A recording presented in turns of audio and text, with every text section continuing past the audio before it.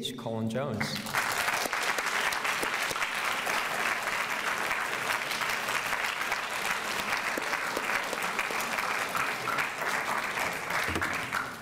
How you guys doing? How you guys doing? There we go. Thank you, swim team. Thanks for the goggles too. Thanks for coming out.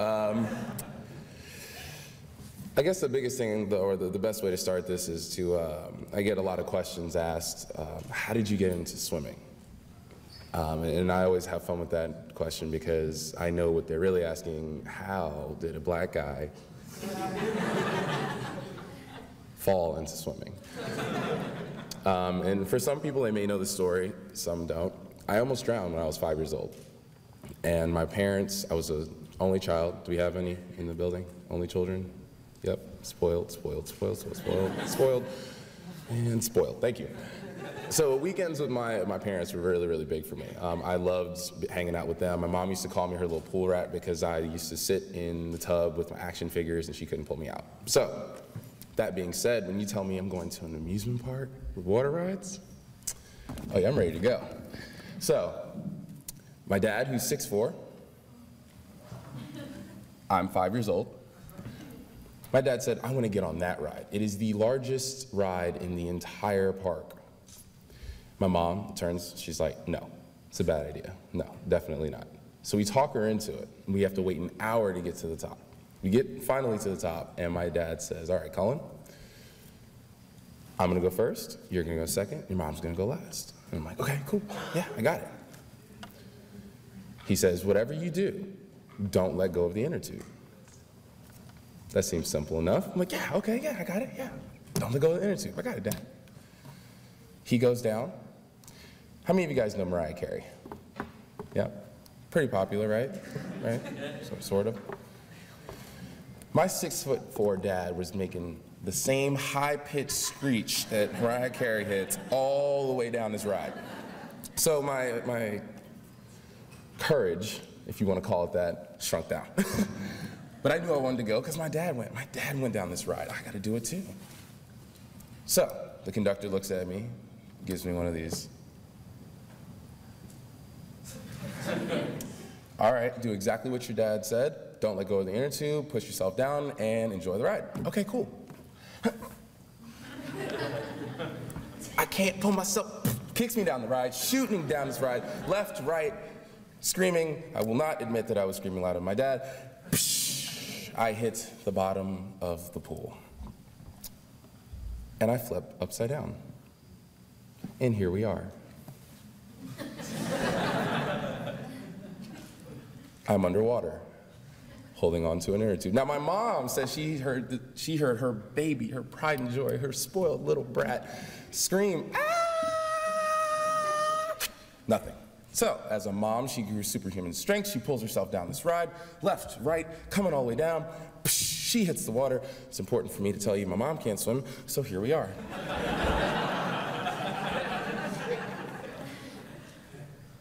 I'm drowning on the left. My mom's drowning on the right. The family didn't look good as a unit. We didn't look good.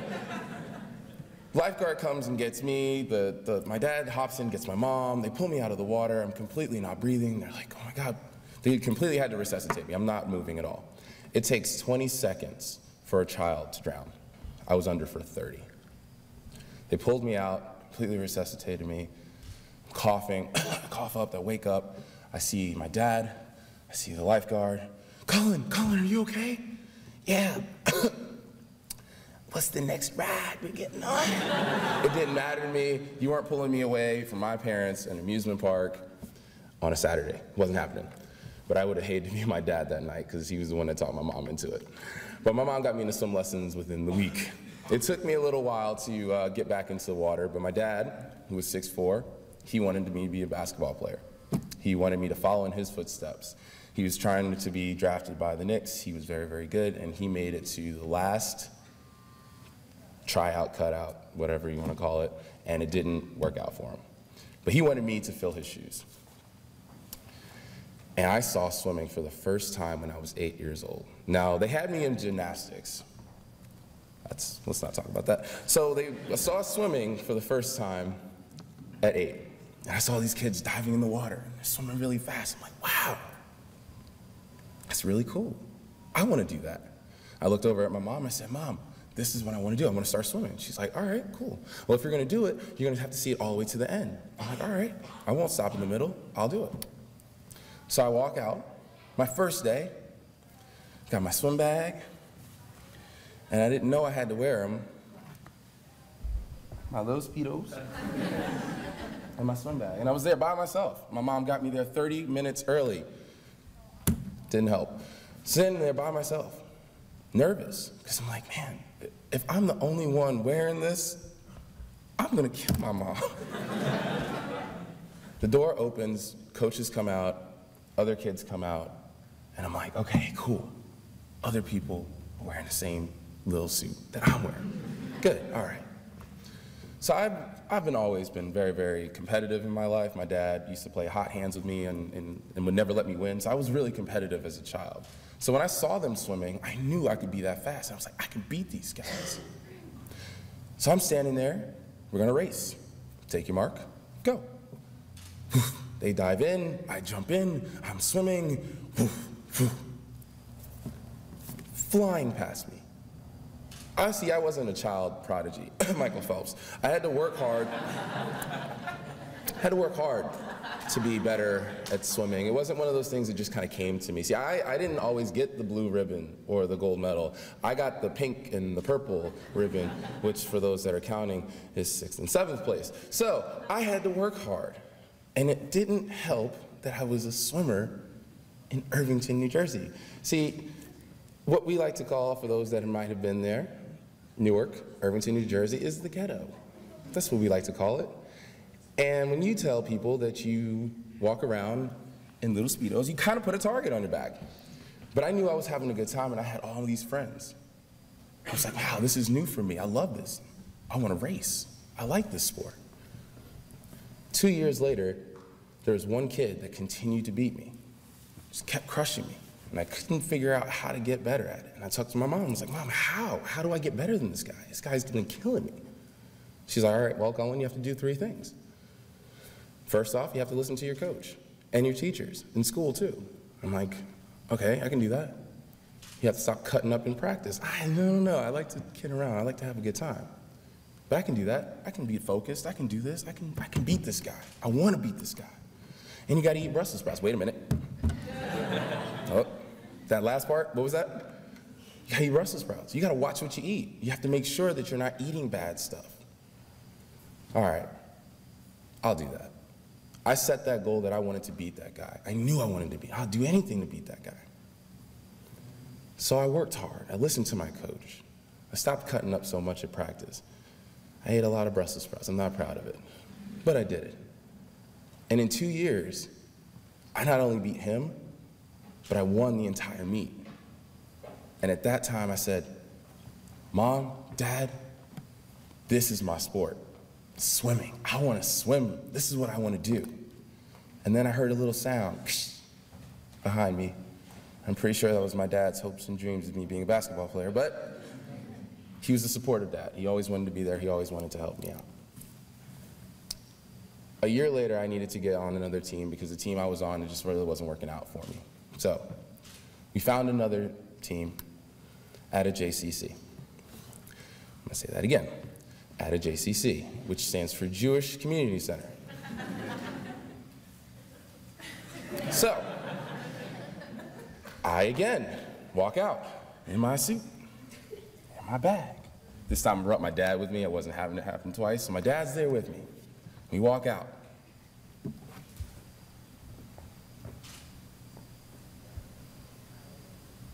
Dad? Yes, son? There ain't no black people here.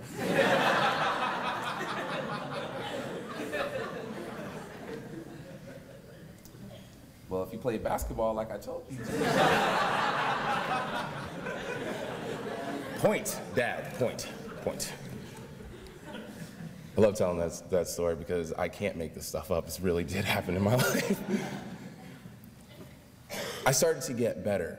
The more and more I set that goal, I went after that goal, and I accomplished it. So many people always ask me, you started off swimming, how did you do it? Why did you do it? How do you stay motivated? I always had a goal in life. I always had a goal in swimming. Every time I hit that goal, my mom gave me 5 minutes to get to the next one. Every time I didn't have it, I had 5 minutes to have a pity party. And then I had to let it go and reset my goal again. I think it's because she didn't want me pouting at Olive Garden, because we always went to Olive Garden after, but I think that's what it was. She wanted me to focus and have a dream, a goal at all times. Fast forwarding past college, I had another dream at that point.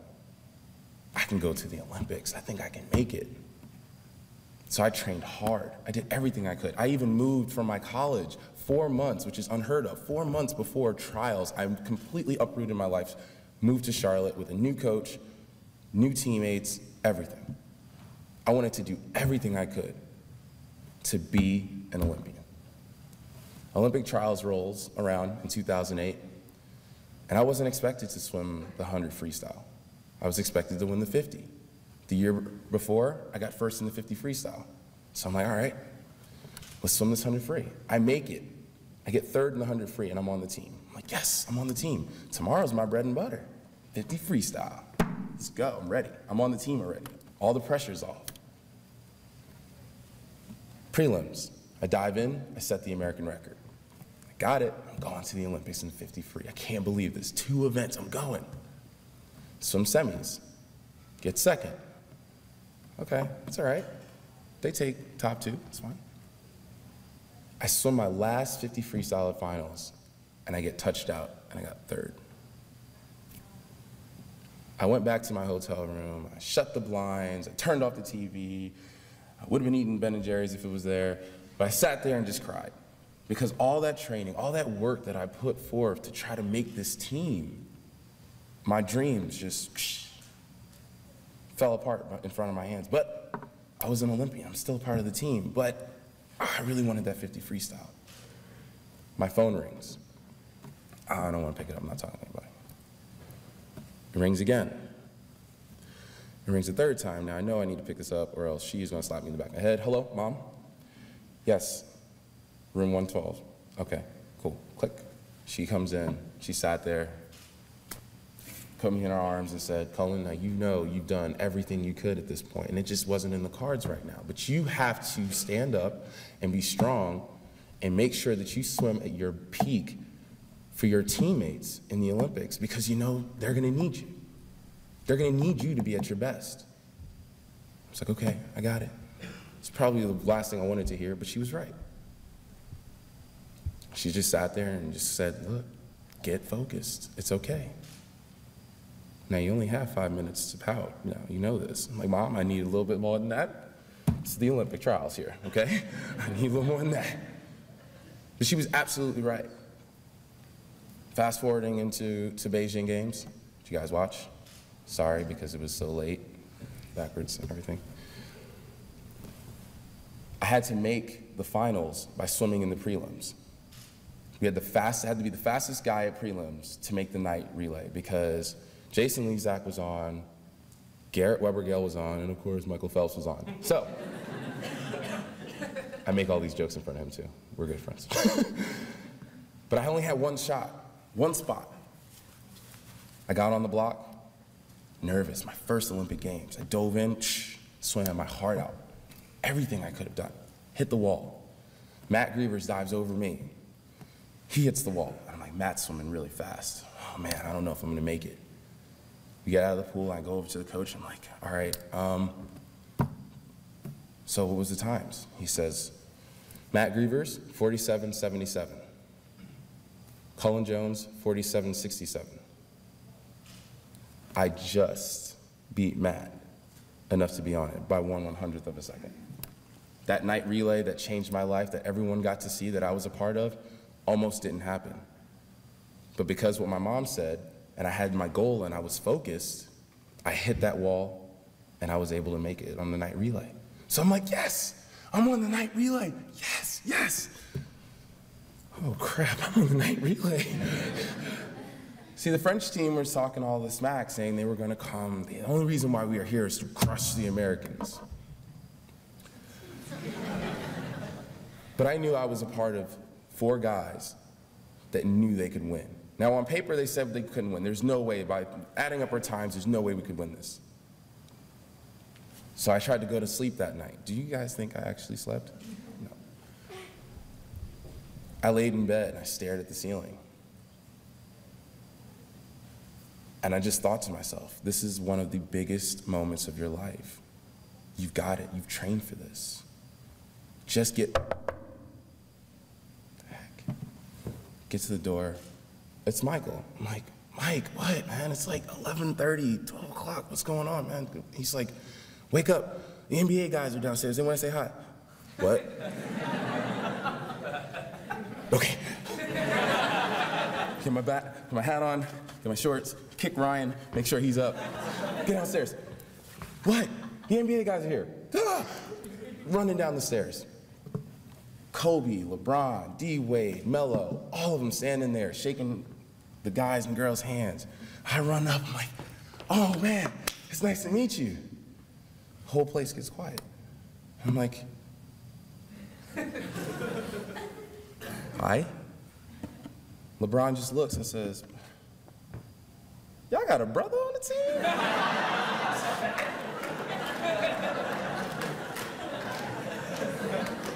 Yeah, that's me, thank you. Funniest moment of my entire life, by the way. Next day, the stage is set. We're about to go out and swim. Now this is the part that you guys didn't see on television.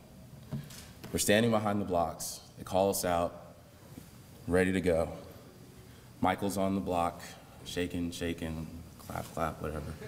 Getting ready. Step up.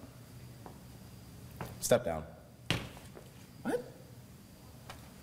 Doors open, and George Bush walks in and sits down, pulls out his flag. Like, the president's here, it's awesome. This is right, we're ready, we're gonna swim. This is gonna be right. All right, let's go. Grabs his flag. Can't make this up.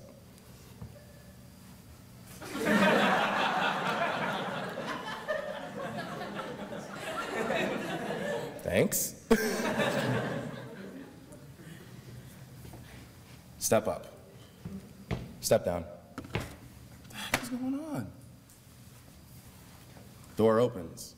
All the NBA guys start filing in. Okay, that's cool. Come on. Dixie, it's gonna be fun. Get ready. Step up, take your mark, go. Complete and utter blur. Michael dives in, swims the fastest 100 freestyle anyone's ever seen. Garrett dives in. Now for me, my goal was to make sure, because we were swimming against the top 200 freestylers in the world. And of course, I was swimming with one of them. So I have to make sure Jason has the best possible lead he can so that he can either catch or beat this guy. I dive in, I hit the wall, I gave it everything. It's a complete and utter blur. To ask me how it felt, besides the pain afterwards, I have no idea. I hit the wall, and internationally, you have to go underneath the lane lines. Well, Michael and Garrett pulled themselves out of the water. I went on the side. Now, if you watch that tape, I was the only one that saw Jason swim in. I was the first one to see him hit the wall. I'm holding my breath the entire time. Go, get in. Hits the wall. If you watch it, there's a little black blurb that jumps up in the bottom. That was me. Worst marketing move ever, because everyone's taking pictures of Michael, and I'm over here. Run over. I did miss some of those pictures. I'm not very happy about it. But we got a gold medal. I never knew how much I love this country until I stood on that podium and got to sing our fight song as our flag went up. It was the craziest moment I've ever had. We were sitting there, Jason's next to me, Michael's next to me, and we're saying our fight song. And I look at Jason and I said, you crying? No. We come off the podium. We walk around to do our walk. I see my mom. He sees his wife. You crying? Nope. Best moments. The best moments that I've ever had in my life are with some of the best people I've ever met in my life. And these same people have these same goals. And the only reason why we won that was because we all had the same goal. We weren't going to lose. After 2008, I started working with an initiative to get kids water safe. It's been amazing. It's called Make a Splash. USA Swimming Foundation and Phillips 66 have been pushing this for so long, and they asked me to be the face of it. It's been amazing. We've reached 1.4 million kids. We have local partners all over the US. It has changed my life to watch kids in the water the way that I didn't have someone that looked like me learning how to swim. I would never change that. I've always had a heart of service, giving back. That's something that my parents instilled in me. So, now the fun stuff. That's what you guys are here for. I had a really, really hard time in between Beijing and London. Largely in part because it was the first time in my life that I didn't have to tell my friends, no, I can't hang out because I have practice in the morning. So I did get to go out. I did get to have fun with my friends. And when I needed to buckle down, I was having a really hard time making the decision on which one I needed to do. So much that in 2011, when I went to Worlds in Shanghai, I didn't even make semifinals in the 50 freestyle, my bread and butter. I had to sit there and watch all these other great swimmers, Nathan, Adrian, all these other amazing swimmers, swim an event that I feel like I should have been in. And at that point, I knew I needed to get my life right, and I knew what I wanted to do. London is right around the corner. I talked to my mom, I talked to my coach. I said, Mom, this is what I want to do. She's like, well, if you're going to do it, you got to do it right. Go to training, go to practice, stop hanging out, focus. Okay, I can do that. Now, there's one thing that I can tell people. Like I said, I'm competitive. There's one thing you cannot tell me, and is I can't do something. I had a meeting with my coach, my agent, and my mom. And I sat there and I said, I want to make the Olympic Games. I want a medal. That's my goal. My coach, bold-faced, told me, you're not making the team, and I know you're not going to medal. You can't do it. You're not in shape to do it. You're not going to have enough time to get ready. You're not going to do it.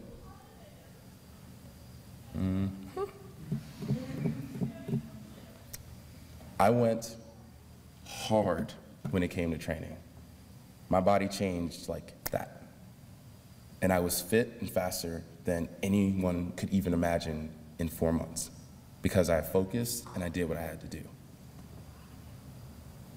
Every meet that I had last year, I didn't make finals, and people in the media weren't looking at me, and they were like, Cullen's not gonna make the team. Cullen's not gonna make the team. At trials, no one was paying attention to me until I got second in the 100 free, and then I got first in the 50. And I was the prime sprinter for the US. Now, no pressure, you have to go to London, and you have to perform. I had an amazing group of friends around me, and I swam my heart out. Hopefully you guys saw that. And you said 2 silvers. I also have a gold. From love.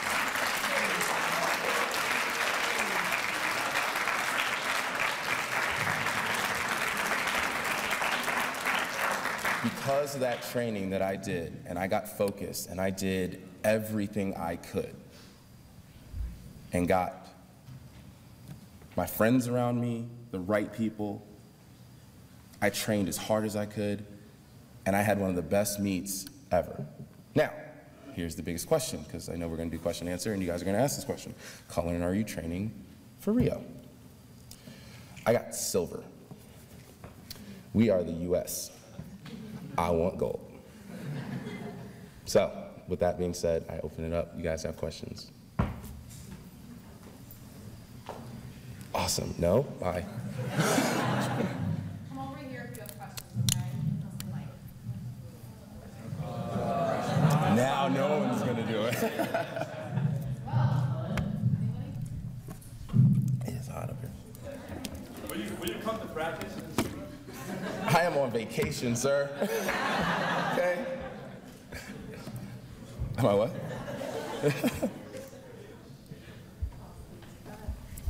What's your name? As well.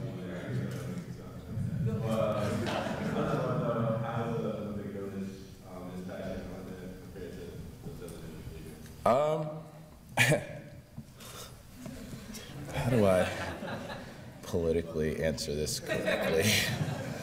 The thing about Beijing, I think why so many people watched Beijing was just because it was a marvel in itself. That part of the world is kind of a question mark for a lot of people in the US. And it was amazing. If you've ever seen, of course you've seen, but like been to Las Vegas, that's what Beijing looked like. Everything lit up at night. They did so, the architectural work was unreal. It was a lot of fun to see that. The food, not so much. We went to a 5-star, or what they call a 5-star restaurant, and it tasted like Panda Express. I was very, very disappointed. The food in the village was just really, really hard to kind of get used to because you didn't know exactly what you were eating. You see that like lunch lady and it's brown and then the bubble goes. We had that a lot. So we ate a lot of rice and dumplings. London was a lot easier, a lot better when it came to the food. It was a lot like New York, you know. I mean, that's kind of the feel for what London was like. I mean, we were in a bubble because we don't see that you guys are watching. So when I got off a plane and someone was like, "Hey," and I'm like, "Yeah, I'm not a basketball player, thank you." He's like, "No, Cullen Jones, swimmer." I'm like, "Oh, yeah, picture."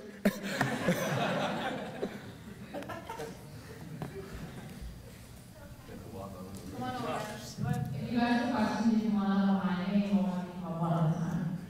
Or project. Yeah, questions all the time.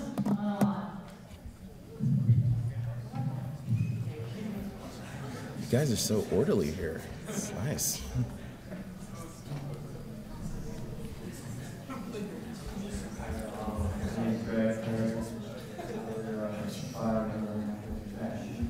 Nice. How was the Olympic Village in London?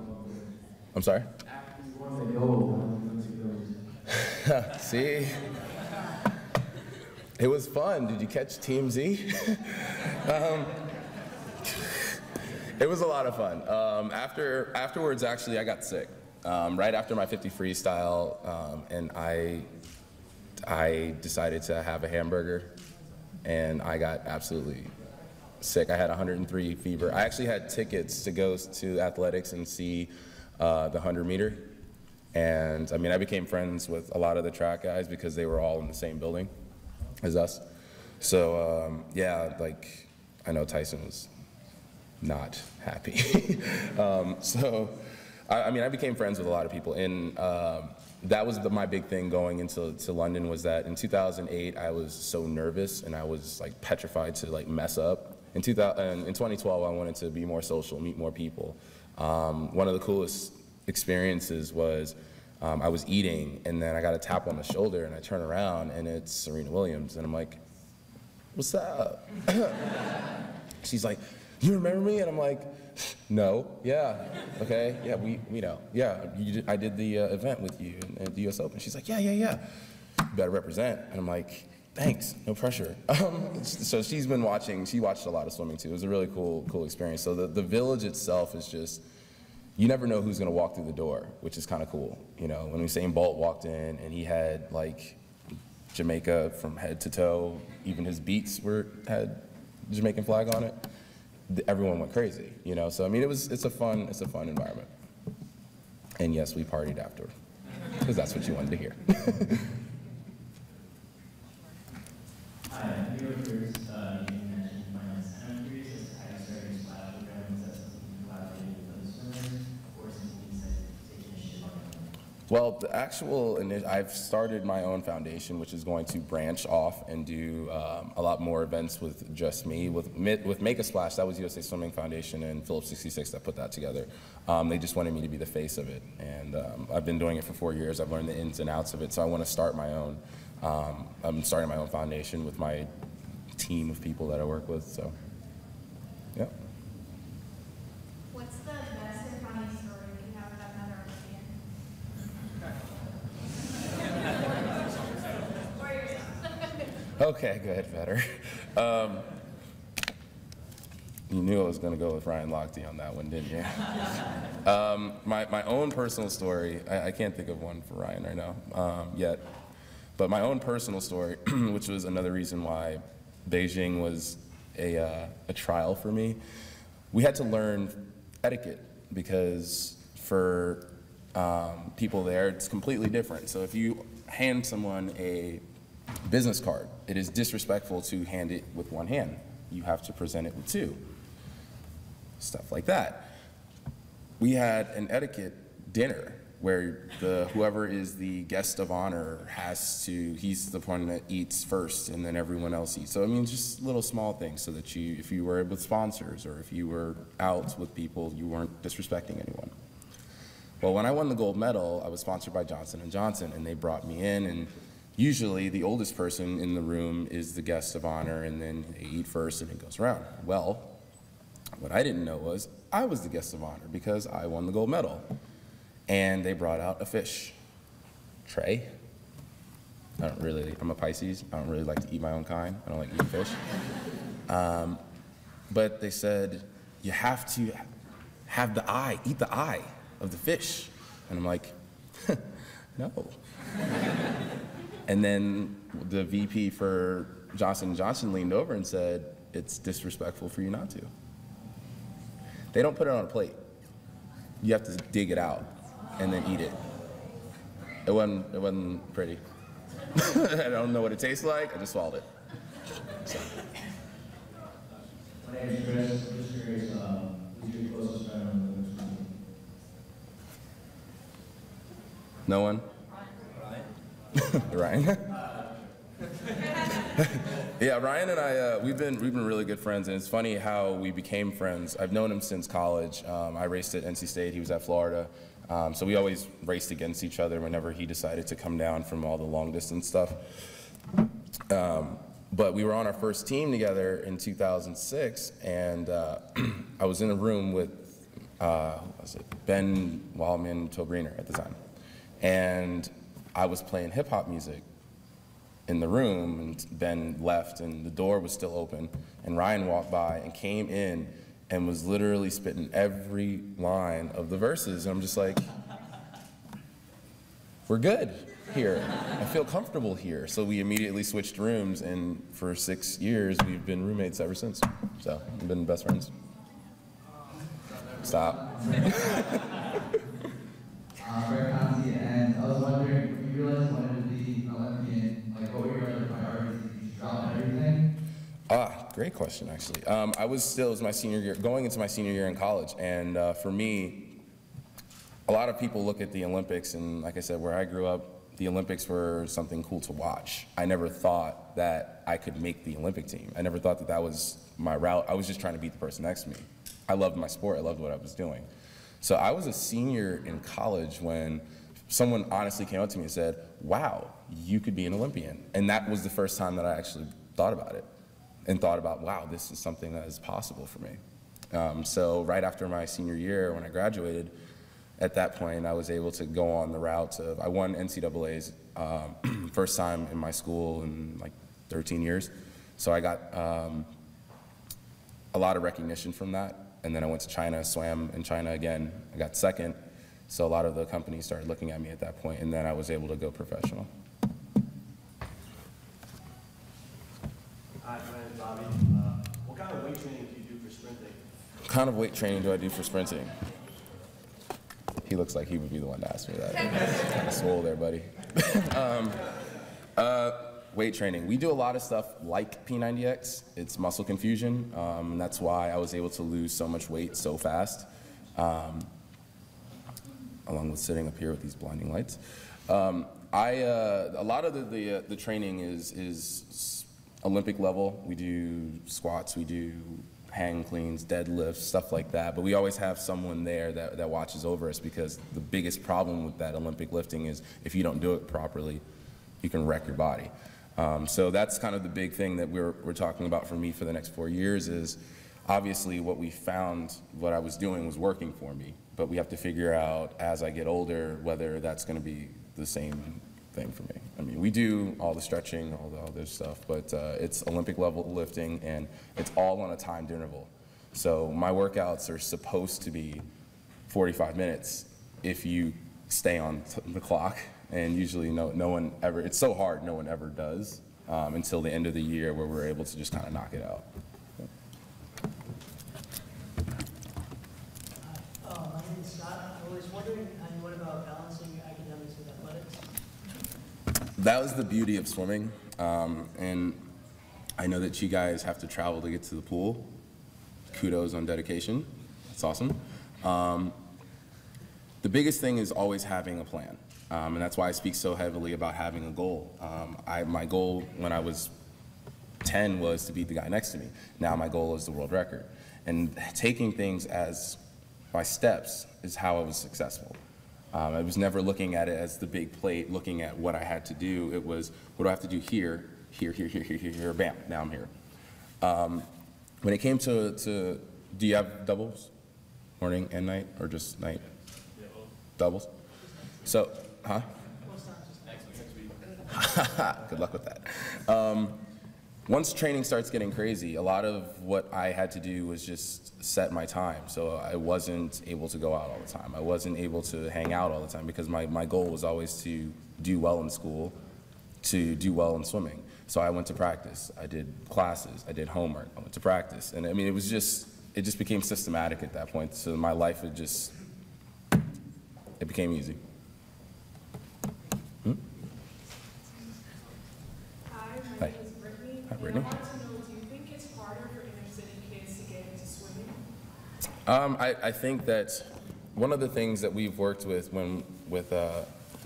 Make a Splash is we've worked with the University of Memphis, and they put out a study that said, I heard that,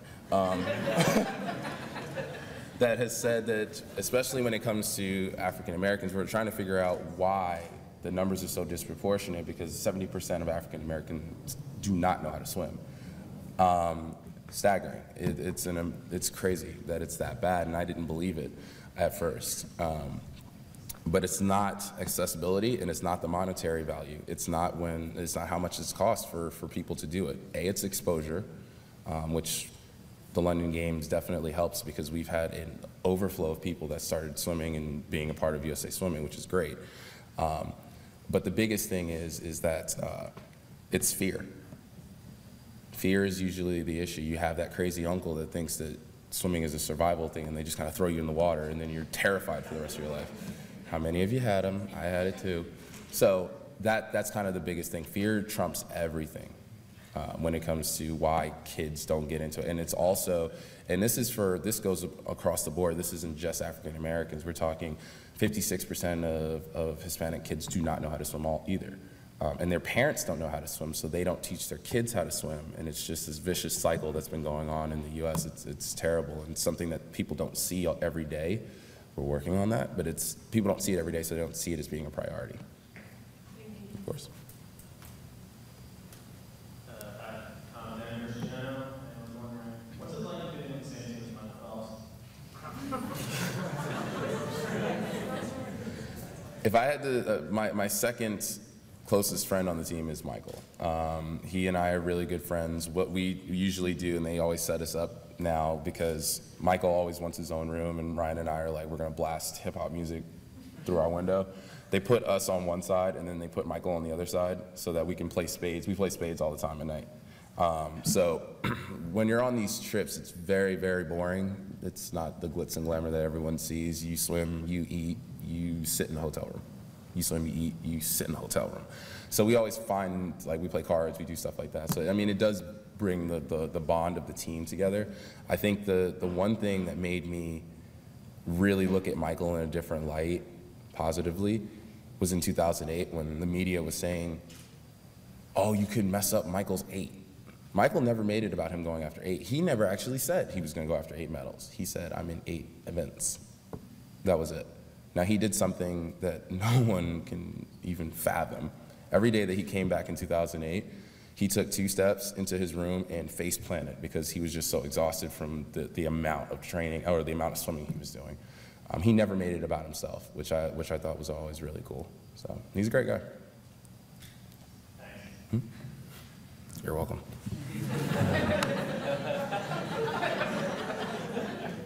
Hi, my name is Mia Stevens, and I was wondering, as an African American as well as an American athlete, Olympian, how do you define your American culture? By blasting hip hop music out of my way. I'm kidding. How do I define my American culture? You know, like I said, the amazing thing is that I've always loved this country, and I always said that I would never go anywhere else or want to live anywhere else. But that never became extremely clear to me until I was able to win this medal. And the way that I work, or the way that I've been doing it and giving back, and how I feel like I give back to my own culture, is everywhere that I go, I try to bring the medal, and I let people touch it, and I let people hold it and see how heavy it is, and don't get excited yet. Yes, you'll get to touch the medal. But I feel like it wasn't just me out there. I feel like you guys screaming in the bars or at home, breaking ceiling fans, jumping up, and all of that was all of us. I mean, I always felt like I was part of a bigger team than even just the 20 guys that we were on. So I go around, I let kids touch the medal, I let other people touch the medal, I wash the medal, but I don't want to get sick. So, I mean, that's how I feel like I like it. Thank you. No problem. I was just curious, do you have any like tapering tricks, and you can enlighten on what tapering is for the audience? I blow ring bubbles. I blow ring bubbles. Okay, for tapering for a sprinter, a lot of times we have to come down heavy. So we'll be doing, you know, I do about 5,000 yards, and then I'll come down pretty heavy.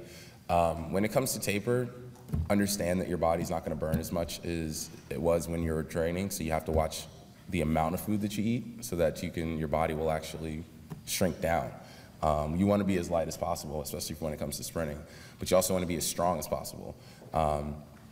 We start coming down in the lifting, but we're doing explosive things. So I'm putting up bench press 280 like once or twice. So it's heavy. I mean, we definitely do a lot of training, but it's all about the tapering. And when you are tapering, do not walk around. You take elevators, segways, doesn't matter, don't walk. You're gonna need those legs at the end of that race. So we try to watch. I mean, I know Jason Lezak counts stairs, counts them. Like, no, I'm not gonna go up there. I'm gonna go take the elevator. Some of us are psycho about it. I'm not. But yeah, you really wanna be in a resting kind of trance, no matter what it is. If it's going out, staying up late, anything like that, you have to cut that out. Yep. Hi, my name is Mara. I'm on the swim team and track team. No. Renaissance woman, very nice. So, I didn't forget. So you sit here. Kidding. I wanted to know what your pre-race pump-up song was for both the Beijing Olympics and the London Olympics. You said you're very into music. I am very into music, and I am growing up here, I'm a big Jay-Z fan. So before the relay, I was listening to No Church on the Wild. And before the 50 free, I was listening to Stay Schemin'. And saying that one part over and over and over again. I mean, I do listen to a lot of different music, but one of the big things, that's another great tip for training, is having a pump-up playlist and then something that brings you back down. After a race, you really need to bring in the recovery aspect. So the biggest thing, that's the word I was trying to say. When it comes to tapering, the biggest thing is recovery. So if you have something that kind of mellows you out, that also is very, very effective, especially when it comes to training. You got it? Thank you. Hi, I'm Lance. I'm on the swim team, and I was just wondering what your hardest set you've ever done. Hardest set. 150s, no breath.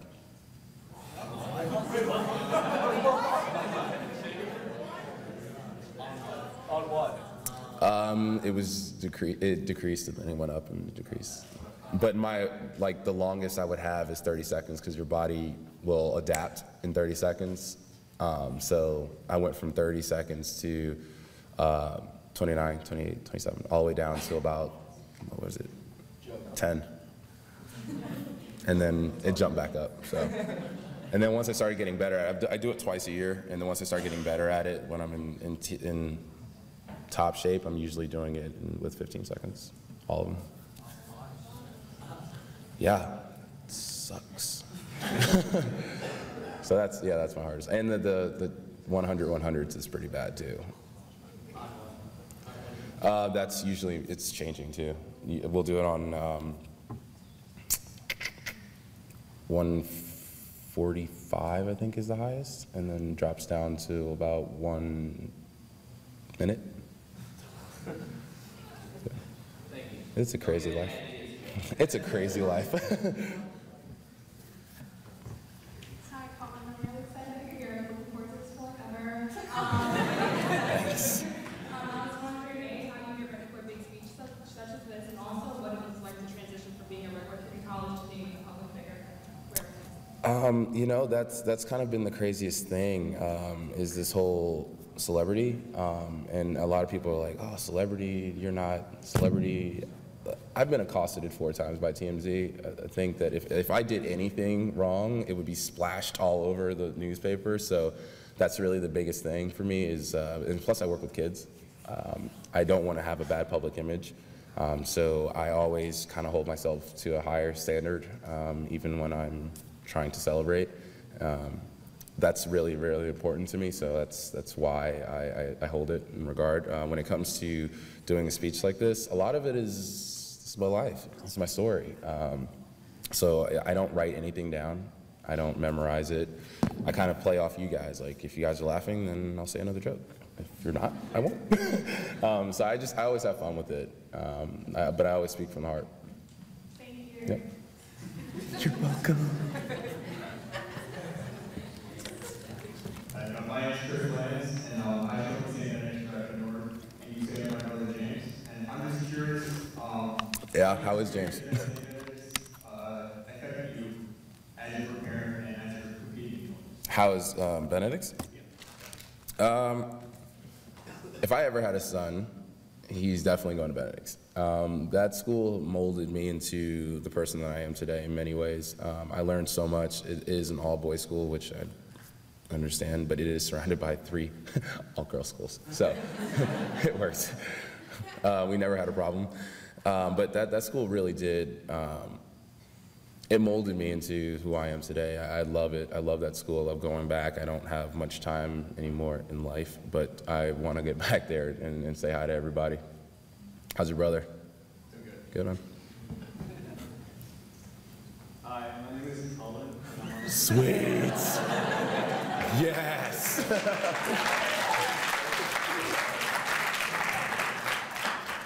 was just curious what your pre-meet ritual is.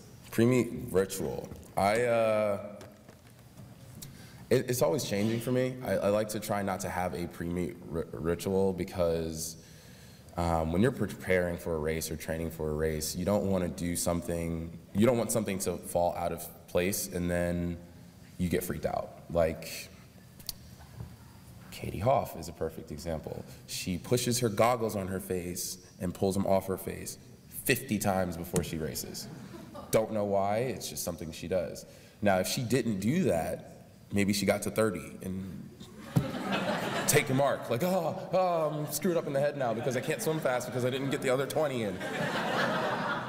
So I don't have them. I do cross myself. I was born Catholic and we converted to Baptist, so but I still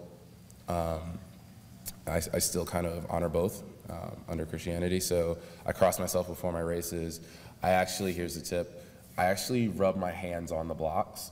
No matter how coarse it is, you rub your hands on the blocks, it actually brings your hands, it makes your hands tingle, which helps with grabbing the water. Not many people know that. Welcome. But yeah, I don't really have many, I don't do it. Do you have a meal? Do you have a meal you eat like before the meet? I am one of the people that believes carb loading is a myth. I've eaten well. I stay away from steaks, pork chops, stuff that's heavy. It's usually chicken or fish. Before I race, I try to, try to be as light as possible. You like pizza? Yeah. Oh, that's the other thing I had a hard time with, eating. I love pizza, and my favorite is a loaded burger. Avocado, baked bacon. So I always, I have to watch what I eat, and that's usually the hard stuff. And I love soda. Like, the people in the South don't drink soda. That's sweet tea, diabetes in a cup. I'm just not down with it.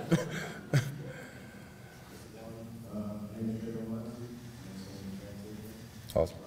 My question to you was, how did you handle the strangers when you were in college? Everybody gets on everybody has very young periods.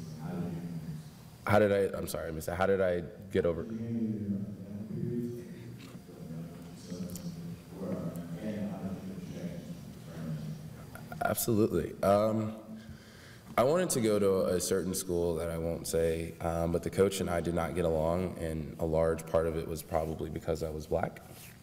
So when I decided to go to NC State, that was a big thing for me, was finding a team that I felt like I was part of a family, where my mom didn't have to worry about me, because it is still an issue in many places in the South, but in Raleigh, I never had a problem.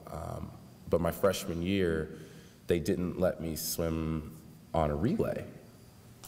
And I was like, well, why aren't you putting me on a relay? I'm your fastest 50 freestyler, or I'm your fastest 100 freestyler. Why aren't you putting me on relays? Oh, because he was here before and his brother or his father donates money. When they started losing, they decided to put me on. I've had so many, I mean, that was a really hard moment for me because I just got to school. I'm like, maybe I made the worst decision. Like, should I transfer? Should I move? Like, obviously this isn't gonna work for me. The biggest thing for me was always having faith and knowing that with my performance, it would speak for itself. Even when I had a bad race. I mean, my mom, like I said, instilled that five minutes in me. So I would have a pity party, and then at some point I would have to be like, okay, well, how do I make this better? How do I make this situation better? And when you always look at it from the opposite perspective, it usually helps no matter what you're in, whether it's talking to your CEO, your mom, or who you're dating. Always trying to look at it from the other perspective always helped me.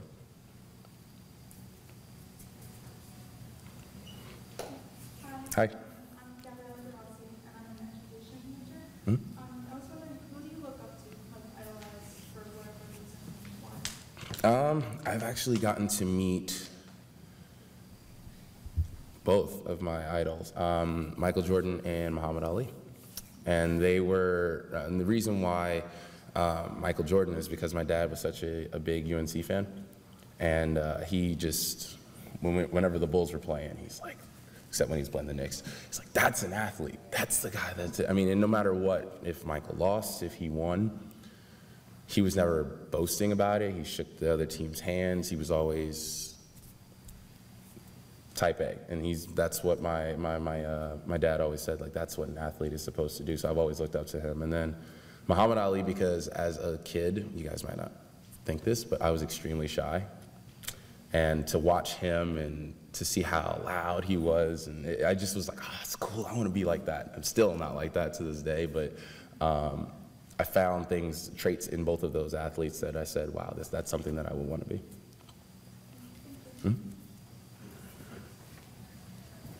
Hi, I'm Laura Jackson. I'm an athletic trainer here at the school. Awesome. And I just was kind of wondering what it was like interacting with athletic trainers at the Olympics, pre-Olympics.